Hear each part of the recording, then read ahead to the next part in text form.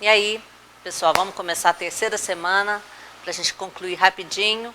7º ano, PET 7. Nós vamos falar um pouquinho sobre uma classe gramatical, pronomes. Ela é bastante extensa, mas aqui a gente vai ver o conceito, conhecer um pouco para responder as questões, mas você pode aprofundar se você quiser. Então, o pronome é uma classe gramatical variável. O que significa isso? Ela vai para o plural, os pronomes alteram, né, em gênero e número. É uma classe gramatical que a gente usa demais porque a função do pronome ou é acompanhar o substantivo, que é chamado de pronome adjetivo, ou substituir o substantivo. Por favor, Kai, volta nos quadros. Obrigada. Então, nós temos aí os pronomes do caso reto. São 6 tipos de pronomes. Aí estão, acho que 4. Mas nós vamos analisar o que está no quadro, no box. Pronomes do caso reto, eles funcionam como sujeito na oração. A Viviane é legal. Quem é legal? A Viviane. Então, temos um sujeito. Se eu vou substituir por um pronome. Ela é legal. Ela é um pronome. Quem é legal? Ela. Então, função de sujeito. Já os pronomes do caso oblíquo, eles funcionam como complemento do verbo. Então, você vai observar aí, assim, dei-lhe um presente, dei, tracinho, lhe. Então, você vai analisar que eles funcionam como complemento do verbo, diferente do pronome do caso reto. Existem os pronomes possessivos, que indicam posse, os demonstrativos, este, esta, aquela, aquilo. Tem o plural, tem o singular, por isso que ele é variável. Tem os pronomes relativos, que fazem ali a quem se relacionam. Ele é relativo a quem, para evitar repetição. Então, os pronomes eles servem como elementos de coesão no texto, muito importante. Os que não apareceram aí foram os pronomes interrogativos e indefinidos. Então, é uma matéria bem extensa no momento, eu não vou aprofundar muito, mas você pode pesquisar sobre isso, estudar, para você ficar fera, craque. Questão 2, leia as tirinhas e faça o que se pede. Nós temos aí uma tirinha, um gênero textual, você vai ler. Na tirinha, letra A, na tirinha há 2 pronomes pessoais, transcreva-o. Então, olhando lá na tabela e olhando na tirinha, você vai identificar fácil.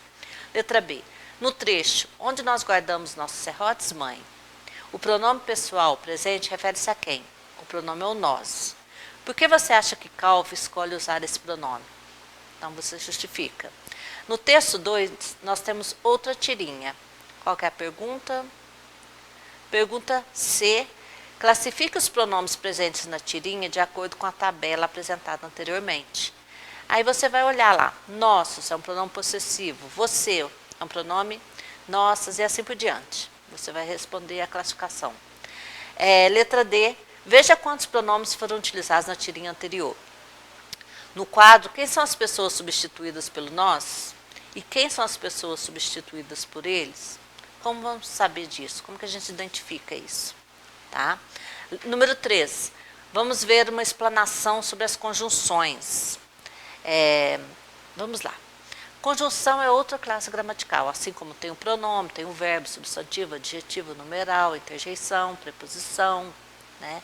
São 10 no total. A conjunção é um termo invariável, é uma classe invariável. Ou seja, como o pronome varia, a conjunção não varia. Ela vai ficar a mesma, seja no singular, no plural, seja no feminino, masculino. Então, o conceito aí é um termo que liga 2 orações ou 2 palavras de mesmo valor gramatical, estabelecendo uma relação entre eles. Então, o que é a oração? Oração é a frase que contém verbo, certo? Você vai ver ali um período simples, quando aquela frase tem apenas um verbo, uma oração.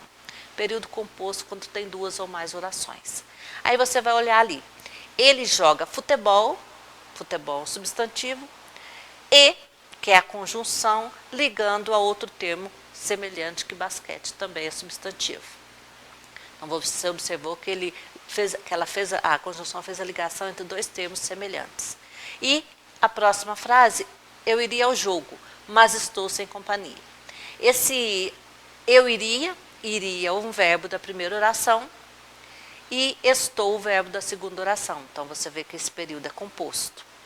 Então o primeiro é um período simples, né, uma oração apenas, e o segundo já é um período composto, está ligando duas orações. O mas, essa conjunção adversativa que está aí no meio. Tá bom? Aí tem o quadro das conjunções, tem a classificação das conjunções, tem as principais conjunções, e lembrando que conforme a gente vai aprendendo, é tudo muito gradativo. Então, é necessário saber quais são as conjunções para você entender depois, quando falar de uma oração subordinada, de uma oração coordenada. É necessário conhecer, né, conhecer as preposições, conhecer as conjunções, para um assunto lá na frente você não ficar perdido. Não consegue identificar porque não sabe quais são as conjunções, qual a função de cada uma delas na oração. Tá?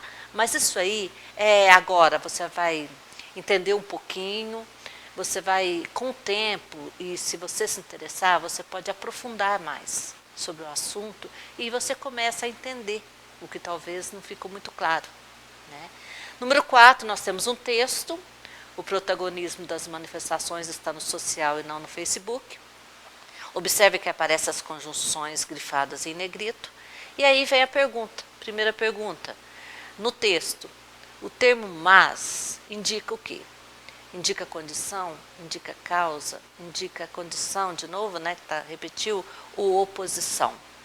Então você vai ver a função ali, analisando no texto. Tá? Número 2, classifica as outras conjunções destacadas no texto de acordo com a tabela apresentada anteriormente. Então você vai classificar se é uma conjunção aditiva, adversativa, conclusiva e assim por diante. Questão 3.